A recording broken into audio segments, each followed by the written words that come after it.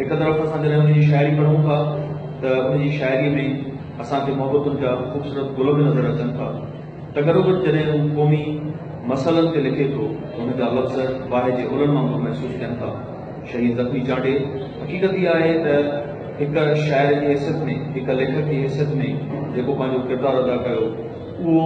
कंहिं बि हवाले सां उन दौर में जेकॾहिं असां ॾिसूं था त मज़ामती अदब जे हवाले सां जेकॾहिं ॾिसूं था त तमामु घणी असांखे खोट नज़र अचे थी, पर उन खोट जो पूरो कंदे ज़ख़्मी चांडे हर स्टेज ते, हर फोरम ते सिंध जी ॻाल्हि कई, तरक़ीअ जी ॻाल्हि कई, उनजे हक़नि जी ॻाल्हि कई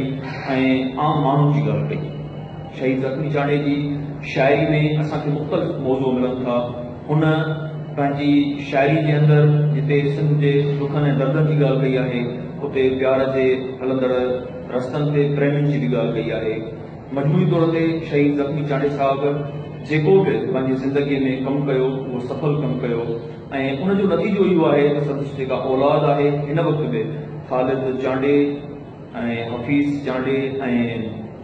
साजिद चांडे जे रूप में असांजे आॾो आहे ऐं उहे दोस्त असां ॾिसूं था त उहो ई साॻियो किरदारु अदा करे रहिया आहिनि जेको शहीद ज़ख़्मी चांडे किरदारु अदा कयो पए, जहिड़ो उनजो तसलसल आहे। मां सम्झां थो